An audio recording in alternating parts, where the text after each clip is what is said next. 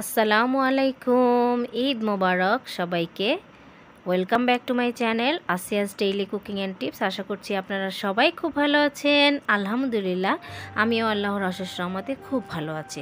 তো আজকে আপনাদের জন্য ঈদ স্পেশাল কিছু রেসিপি আমি একটি ভিডিওতেই দেখিয়ে দিব।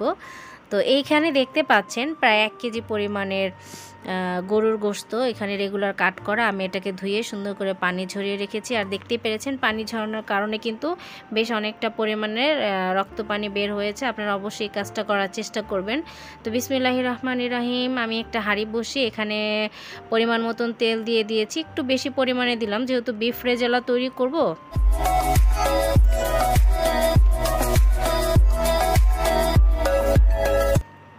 তো এই জন্য কিন্তু একটু বেশি পরিমাণে তেল দিয়ে দিতে হবে। আর এখানে গোটা মশলা দিয়ে দিয়েছি, এলাচ, দারচিনি, লবঙ্গ, তেজপাতা।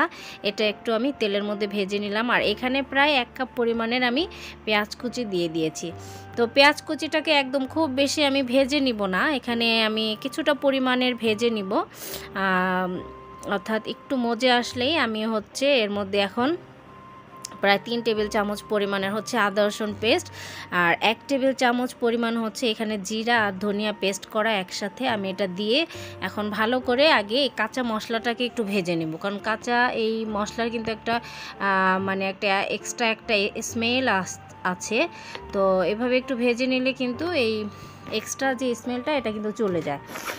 আর এখানে এখন আমি মশলাটা কষানোর জন্য পরিমাণ মতন দিয়ে দিয়েছি পানি। এই অংশটা কিন্তু আপনারা একদম স্কিপ করবেন না, খুব মনোযোগ সহকারে দেখুন যে আমি এখানে কি ব্যবহার করছি। তো এখানে প্রায় 1.5 টেবিল চামচ পরিমাণ টক দই, আমি এটাকে আগে থেকে ফেটিয়ে নিয়েছি। টক দইটা কিন্তু ফেটিয়ে দিলে এটা যে কোনো তরকারি রান্না করলে সেটা কিন্তু খুব সুন্দর হয়। আর এখানে আমার হাতে করা একটা মশলা, জয়ফল, জয়ত্রী, এরপর আছে কাবাব চিনি, দারচিনি আর কালো এলাচ। তো এগুলো দিয়ে একসাথে কিন্তু আমি গুঁড়ো করে নিয়েছি। আর এখানে দেখতে পাচ্ছেন এই যে সব গুঁড়া মশলাগুলো 1.5 চা চামচ পরিমাণের মরিচের গুঁড়া, 1 চা চামচ পরিমাণ হলুদের গুঁড়া, সামান্য পরিমাণ ছিল মিক্স মশলার গুঁড়া, আর কালো গোলমরিচের গুঁড়া, আর স্বাদ মতো লবণ। আর এখানে দেখতে পাচ্ছেন একটা পেস্ট, এটা একটা বাদামের পেস্ট। এখানে আমি কাজু আর কাঠবাদাম আর সাথে পোস্তদানা একসাথে পেস্ট করে নিয়েছি। তো এখানে আমি প্রায় 3 চা চামচের মতন দিয়ে দিয়েছি। আর রেজালার আর একটা সুন্দর টেস্ট আনার জন্য এখানে দিয়ে দিলাম প্রায় 1 চা চামচ পরিমাণের টমেটোর পেস্ট। আর সুন্দর একটা ফ্লেভার আসার জন্য আমি এখানে দিয়ে দিলাম কেওড়া জল। দেখতে পেরেছেন এখানে আমি 1 চা চামচ পরিমাণই হবে এখানে কেওড়া জল দিয়ে এখন এই মশলাটাকে ভালোভাবে আমি সুন্দর করে মিশিয়ে নেব। তো আমার চ্যানেলে কিন্তু অলরেডি খাসির গোশতের রেজালা, তারপর গরুর আলু দিয়ে রান্না করা এই ধরনের ভিডিওগুলো আছে। আমি আই বাটনে লিঙ্কগুলো দিয়ে দিব, আপনারা চাইলে আমার চ্যানেলটি ভিজিট করে রেসিপিগুলো দেখে আসতে পারেন। তো এখন ঝরিয়ে রাখা গোশতগুলো সব মশলার মধ্যে দিয়ে ভালো করে নেড়ে চেড়ে আমি এখন মিশিয়ে নিচ্ছি। তো এই পর্যায়ে একটু ভালোভাবে নেড়ে চেড়ে সুন্দর করে মিশিয়ে দিতে হবে যাতে সব মশলাগুলো পুরো গোশতটার মধ্যে মিশে যায়। তো এইভাবে সুন্দর করে আমি নেড়ে চেড়ে ভালো করে চারপাশ থেকে মশলাগুলো দিয়ে গোশতটা মিশিয়ে নিচ্ছি। আর এরপরে এখন আমি গোশতটা কষানোর জন্য এখানে দিয়ে দেব কিছুটা পরিমাণের পানি, কারণ এই পর্যায়ে একটু পানি দিয়ে দিলে গোশতটা কিন্তু খুব সুন্দর কুক হয়। আর এখন আমি 2টা কাঁচামরিচ দিলাম, কাঁচামরিচের ফ্লেভারটা যাতে পুরো গোশতটার মধ্যে মিশে যায়। তো এই জন্য আমি 2টো কাঁচামরিচ এই পর্যায়ে দিয়ে দিয়েছি। আর এরপরে আবার আমি আরও কয়েকটা কাঁচামরিচ এখানে দিয়ে দিব। তো এইভাবে নেড়েচেড়ে ভালো করে মিশিয়ে এখন আমি একটা ঢাকনা দিয়ে সুন্দর করে ঢেকে দিব।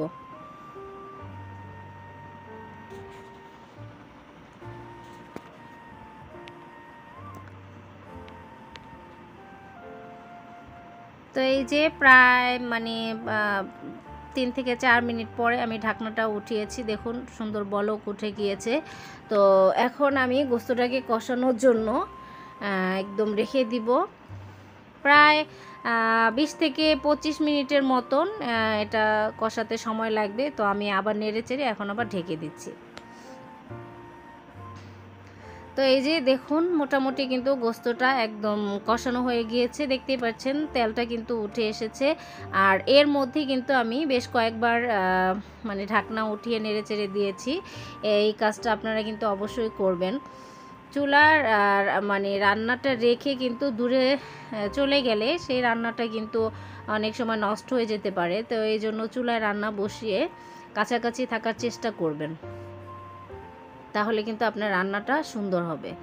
তো গোস্তটা কিন্তু দেখতে পেরেছেন অলরেডি কিন্তু কষানো হয়ে গিয়েছে। আর এখন এই পর্যায়ে আমি 2-3টা আলু বুখারা দিয়ে দিলাম, এতে করে রেজালার খুব সুন্দর একটা টেস্ট নিয়ে আসবে। আর ফাইনালি গোস্তটা একদম টেন্ডার হওয়ার জন্য এখানে আমি পরিমাণ মতন পানি দিয়ে দিয়েছি। যেহেতু এটা রেজালা, তো এই জন্য কিন্তু খুব বেশি পরিমাণে পানি দেওয়ার প্রয়োজন নাই। আর গোস্তটা মোটামুটি অলরেডি কিন্তু 50%-এর মতন কুক হয়ে গিয়েছে। তো এখন আমি যে পরিমাণ পানি দিয়েছি বাকিটুকু এই পানিতেই হয়ে যাবে। আর এই লাস্ট পর্যায়ে এখন আমি আবারও 4টা কাঁচামরিচ দিয়ে এখন হচ্ছে ঢেকে দিচ্ছি। তো এই যে দেখুন মোটামুটি কিন্তু আমার বিফ রেজালাটা হয়ে গিয়েছে। এখানে আমি 1 টুকরো বাটার দিয়ে দিলাম একদম এখন নামিয়ে নেওয়ার আগে। তো আপনারা চাইলে এখানে ঘিও ব্যবহার করতে পারেন। তো আমি এখানে বাটার দিয়ে দিলাম, এটাতেও কিন্তু রেজালার খুব সুন্দর একটা ফ্লেভার আসবে। তো অলরেডি কিন্তু মোটামুটি হয়ে গিয়েছে। তো আমি হাঁড়িটা চারপাশ থেকে একটু ক্লিন করে নিচ্ছি। তো এখন আমি চুলার আঁচটাকে নিভিয়ে দিব, কারণ এখন দেখে কিন্তু মনে হচ্ছে অনেকটা পরিমাণে কিন্তু ঝোল আছে, কিন্তু এই ঝোলটা কিন্তু একটু পরে টেনে যাবে, এতটা পরিমাণ কিন্তু থাকবে না। তো এই যে দেখতে পাচ্ছেন রেজালা কিন্তু রেডি। আর এখন আপনাদেরকে আমি একটি দারুণ ভিন্ন স্বাদের একটি কাবাব করে দেখাবো। তো এই যে এখানে দেখতে পাচ্ছেন এটা হচ্ছে টুনা ফিশ। এই যে দেখুন আমি লাইট মিট টুনা আছে সেটা নিয়ে নিয়েছি। তো এটা দিয়ে আপনাদেরকে আমি আজকে একটি ভিন্ন স্বাদের একটি কাবাব তৈরি করে দেখাবো, টুনার টিকিয়া। তো এখানে আমি টুনাটাকে প্রথমে একটা স্ট্রেনারের মধ্যে ঝরিয়ে নিয়েছি। আমি এখানে 2টা ক্যান নিয়ে নিয়েছি। আজকে এই 2 ক্যান টুনা দিয়ে আমি কাবাবটা তৈরি করব। তো এখন এই কাবাবটা এই টুনাটা যেহেতু পানির মধ্যে ভেজানো থাকে, তো এটা কিন্তু একদম দেখতেই পাচ্ছেন অনেক পানি থাকে। তো কাবাব বা যে কোনো কিছু করার আগে কিন্তু পানিটাকে আপনাকে ছেঁকে ফেলে দিতে হবে। তো এখানে আমি হাত দিয়ে চিপে চিপে পানিটা ফেলে নিয়েছি। আর এখানে দেখতে পাচ্ছেন একটা ফ্রাই প্যানের মধ্যে আমি হচ্ছে এক টুকরো বাটার দিয়ে দিয়েছি। তো এখানে আমি একটা জিনিস করব, যে এখানে আমি কিছুটা বেসন আমি বাটারের মধ্যে টেলে নিব, এতে করে বেসনের যে একটা কাঁচা স্মেল আছে স্মেলটা চলে যাবে। আর কাবাবটা যে আমি তৈরি করব এটা খেতেও কিন্তু খুব স্বাদ হবে। তো এই রেসিপিটা একদম সম্পূর্ণই আমার নিজস্ব রেসিপি। আমার মনে হয় না ইউটিউবে সার্চ দিলে আপনারা এই ধরনের রেসিপি পাবেন। তো আমার রেসিপিটি যদি ফলো করে তৈরি করেন আশা করছি আপনাদের কাছে খুব ভালোই লাগবে। তো অলরেডি কিন্তু বেসনটা ভাজা হয়ে গিয়েছে। আর এই যে ঝরিয়ে নেওয়া যে টুনা, এটার মধ্যে এখন হচ্ছে আমার এই যে হাতে করা কাবাবের যে মশলা, এখানে কাবাব চিনি, কালো এলাচ, সাদা এলাচ, তারপরে আছে আপনার জয়ফল, জয়ত্রী, আর হচ্ছে গোলমরিচের গুঁড়া, আর এখানে দিয়ে দিয়েছি স্বাদ মতো হচ্ছে লবণ, আর দিয়ে দিয়েছি একটু জিরার পাউডার। তো এই সমস্ত মশলাগুলোকে আমি এখন হাতের সাহায্যে সুন্দর করে এখন আমি হচ্ছে এটাকে মাখিয়ে নেব, কারণ এই টুনারটার মধ্যে যদি মাখিয়ে নেই তাহলে কিন্তু এরপরে অন্যান্য যা দিব সেটা কিন্তু খুব সুন্দর করে এটার সাথে মিশে যাবে। তো এই জন্য টুনার সাথে আগে এই যে কাবাবের স্পাইসেসটা আমি তৈরি করেছি এটা আগে দিয়ে ভালো করে মিশিয়ে নিতে হবে।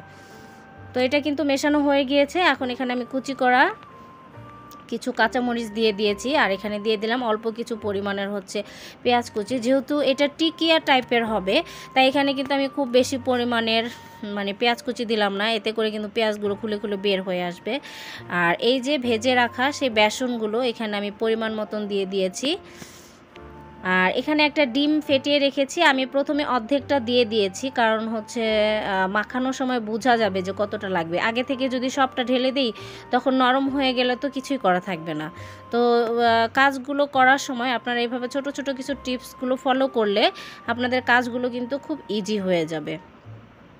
তো আমার মনে হচ্ছে যে আমার পুরাটুকুই লাগবে। তো সব বাকি ডিমটুকু আমি দিয়ে আবার ভালো করে মাখিয়ে নিচ্ছি এভাবে হাতের সাহায্যে। আর এই কাজটা অবশ্যই হাতে সাহায্য করতে হবে, কারণ মিশ্রণটা যত ভালো হবে এটার বাইন্ডিংটা তত সুন্দর হবে। আর এখানে আমি একটা জিনিস স্কিপ করে গিয়েছি, আমি এখানে একটু আদা রসুন পেস্ট, সামান্য একটু মরিচের গুঁড়া আমি কিন্তু এখানে দিয়ে দিয়েছিলাম টুনাটা মাখানোর সময়। তো যাই হোক, এখানে দেখলাম যে যেহেতু এটা মানে শুকনো বেসন দিয়ে করা, তো এখানে কিন্তু বাইন্ডিংটা সুন্দর হবে না। হ্যাঁ, যেহেতু এটা শুকনো বেসন, তো এই জন্য আমি এখানে আরেকটু পরিমাণের এখানে আমি ময়দা দিয়ে সামান্য একটু পানি দিয়ে এভাবে ভালো করে হাতের সাহায্যে মেখে নিয়েছি। এখন দেখুন বাইন্ডিংটা কিন্তু খুব সুন্দর হয়েছে, এখন সুন্দর একটা কাবাবের শেপ চলে আসছে। এটা আপনি ভাজার সময় কিন্তু খুলে যাবে না। তো এই যে মানে কাবাবের ডোটা পুরাটাই রেডি। তো আমার দুইটা হাতে কিন্তু ক্লিন করা। তো এভাবে আমি সুন্দর করে এই যে দেখুন টিকিয়ার শেপগুলো এভাবে আমি দিয়ে নিয়েছি। তো এইভাবে করে সবগুলো টিকিয়া আমি বানিয়ে নিব। তো যেভাবে করে প্লাস্টিকের একটা ট্রের মধ্যে আমি এই যে দেখুন সবগুলো বানিয়ে রেখে দিয়েছি সুন্দর করে। এখন চলুন এগুলো একটু ভাজতে চলে আসি। তো এই যে ভাজতে চলে আসলাম, এখানে একটা কড়াইয়ের মধ্যে কিছুটা পরিমাণে তেল দিয়ে দিয়েছি, তেলটা গরম হয়ে গিয়েছে। এখন এই যে আমি এক এক করে এখানে কাবাবগুলো দিয়ে দিয়েছি। তো আমি কিন্তু একটু ভয়ে ছিলাম, যেহেতু এই রেসিপিটা ফার্স্ট আমি ট্রাই করেছি, আপনাদের সাথেও শেয়ার করছি। আমি টুনার আরও বিভিন্ন ধরনের কাবাব তৈরি করি, তো রেসিপি যদি চান অবশ্যই কমেন্ট বক্সে আমাকে জানাবেন। তো এটা একটা নতুন রেসিপি এবং এটা কিন্তু খেতে আসলে খুব মজা হয়েছিল মাশাআল্লাহ। দেখুন তো কাবাবের কালারটা কিন্তু বিফ বা চিকেন টিকিয়ার চেয়ে কোনো অংশে কম নয় এবং স্বাদও কিন্তু অতুলনীয়। তো এই যে ভাজা হয়ে গিয়েছে আমার এই যে টুনার টিকিয়া কাবাব। তো দেখুন মাশাআল্লাহ দেখতে কিন্তু কতটা সুন্দর হয়েছে। আর এখানে একটা প্রসেস আপনাদেরকে দেখিয়ে দিয়েছি, আমি একটু হালকা করে এখানে ভেজে নিয়েছি। এভাবে করে ভেজে আপনারা ফ্রোজেন করে রেখে দিতে পারেন, এতে করে বেশ অনেক দিন খেতে পারবেন। জিপলক বক্সে রেখে দিলে এটা অনেক দিন খাওয়া যাবে। আর এখানে আমি একটু দেখিয়ে দেওয়ার চেষ্টা করলাম যে ঈদের রান্না আরও কি করেছি। এখানে হচ্ছে এটা চিকেন রোস্ট। তো চিকেন রোস্টের রেসিপি কিন্তু অলরেডি আমার চ্যানেলে দেওয়া আছে, এই জন্য আজকে আর রেসিপিটি শেয়ার করলাম না। আর এই যে বিফের রেজালাটা কিন্তু মাশাআল্লাহ দেখুন কতটা সুন্দর হয়েছে। তো আপনারা চাইলে আমার চ্যানেলটি ভিজিট করে দেখে নিতে পারেন। তো এইখানে প্রথমেই দেখতে পাচ্ছেন আমি একটা কড়াই বসিয়ে নিয়েছি। আর এখন আমি হচ্ছে এই যে চিকন সেমাই দিয়ে জর্দা সেমাইটা করে দেখাবো। তো ঈদ মানেই তো সেমাই, ঈদ মানেই হচ্ছে মিষ্টি আইটেম থাকবে, খাবারের মধ্যে মিষ্টি আইটেম না থাকলে তো হবেই না। তো জর্দা সেমাইটা কিন্তু অসাধারণ একটি সেমাই, এটা খেতে কিন্তু অসম্ভব মজা। এই স্টেপ বাই স্টেপ মানে ফলো করে যদি রান্না করেন তাহলে আপনার জর্দা সেমাইটাও কিন্তু অসাধারণ হবে। তো এইভাবে আমি শুকনো খোলায় আগে হচ্ছে সেমাইটাকে আমি আগে টেলে নিলাম, দেখতেই পাচ্ছেন এটা কিন্তু টালা হয়ে গিয়েছে। তো আমি কিন্তু এই পর্যায়ে কোনো তেল দিলাম না, তেল দিলে কিন্তু এটা টালাটা সুন্দর হয় না। তো শুকনোভাবে টেলে নিলে এটা খুব ঝরঝরে হয় আর দেখতেও কিন্তু খুব ভালো লাগে। তো এখানে আবার আমি কড়াইটা চুলায় বসিয়ে দিয়েছি। আর এখানে প্রায় 1 কাপ পরিমাণের আমি চিনি দিয়ে দিয়েছি। আপনারা আপনাদের স্বাদ মতো এখানে চিনি ব্যবহার করতে পারেন কম বেশি। তো আমি এখানে প্রায় 1 কাপের চেয়ে একটু দিয়েছিলাম, এই পরিমাণে দিয়ে দিয়েছি। আর এখানে আমি পরিমাণ মতন পানি দিয়ে দিয়েছি আর দিয়ে দিলাম সামান্য একটু লবণ। অনেকেই বলে কি যে মিষ্টি জিনিসে কি আবার লবণ দিতে হয় নাকি, কিন্তু মিষ্টি জিনিসও কিন্তু লবণ দিতে হয়। লবণটা দিলে কিন্তু আপনার মিষ্টিটা ব্যালেন্স হয়ে আসে। তো এখানে দেখতে পাচ্ছেন খাঁটি ঘি, এটা আমি দেশে থেকে নিয়ে এসেছি, বাংলাদেশ থেকে। তো ঘি অবশ্যই আপনাকে এখানে ব্যবহার করতে হবে। আপনি চাইলে তেল দিয়েও করতে পারেন, কিন্তু জর্দা সেমাই করতে গেলে কিন্তু আপনাকে অবশ্যই এখানে পুরোটা ঘিয়ের মধ্যেই করতে হবে, কারণ ঘিয়ের যে একটা সুন্দর ফ্লেভার এটাতে জর্দাটা খেতে কিন্তু অসাধারণ হয়।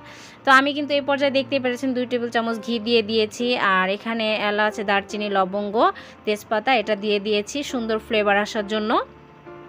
তো পানিটা বলক এসেছে, আমি এখন ভেজে রাখা সেমাইগুলো সব ঢেলে দিলাম। আপনারা ভিডিওটি স্কিপ না করে পুরোটা সুন্দর করে দেখুন, তাহলে কিন্তু সুন্দর একটি জর্দা সেমাই রেসিপি আপনারা খুব ইজিলি বাসায় তৈরি করতে পারবেন। তো প্রায় 2-3 মিনিট পরেই দেখুন আমি ঢাকনাটা উঠিয়ে নিয়েছি। এই যে মানে এটার যে পানি ছিল সেটা কিন্তু অনেকটাই টেনে গিয়েছে। এখন আমি এই যে উপাদানগুলো এখানে মিক্স করব। এখানে দেখতে পাচ্ছেন কাজু বাদাম, কাঠবাদাম, কিশমিশ, আর এখানে হচ্ছে নারকেল। তো জর্দা সেমাইয়ের মধ্যে নারকেলটা দিলে কিন্তু অসাধারণ টেস্ট আসে।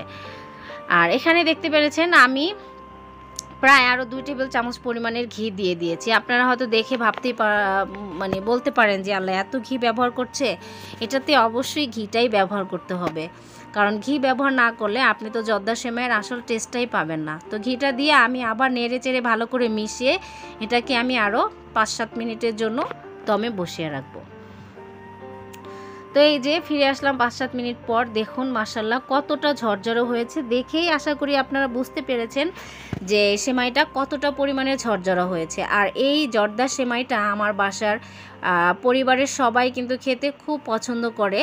আমার বাবা তো মানে খুব পছন্দ করে। আমি সাধারণত ঈদের আগের দিন রাতেই কিন্তু ঈদের রান্নাবান্নাগুলো সেরে ফেলি। তো তখনই দেখা যায় যখন এই সেমাইটা রান্না করি, আমার ছেলেরা, বাবা, আমার হাজব্যান্ড সবাই তখন একটু চেখে দেখে যে আসলে কেমন হয়েছে। আর ঘিয়ের ঘ্রাণে তো পুরোটা ঘর একদম মৌ মৌ করছে। আর এই যে আমি এখন একদম নামিয়ে নিব, তার আগে আরেকটু ঘি দিয়ে দিয়েছি। এখন তো চুলার আঁচটা বন্ধ করে দিয়েছি, এতে করে কিন্তু পুরো সময়টাতেই আপনি যখনই এটা মুখে দিবেন তখনই শুধু ঘিয়ের একটা ফ্লেভার পাবেন। আর এই জর্দা সেমাইটা খেতে কিন্তু দুধ সেমাইয়ের থেকে অনেক বেশি মজা। আপনারা এভাবে অবশ্যই তৈরি করবেন এবং অবশ্যই আমাকে কমেন্ট বক্সে জানাবেন।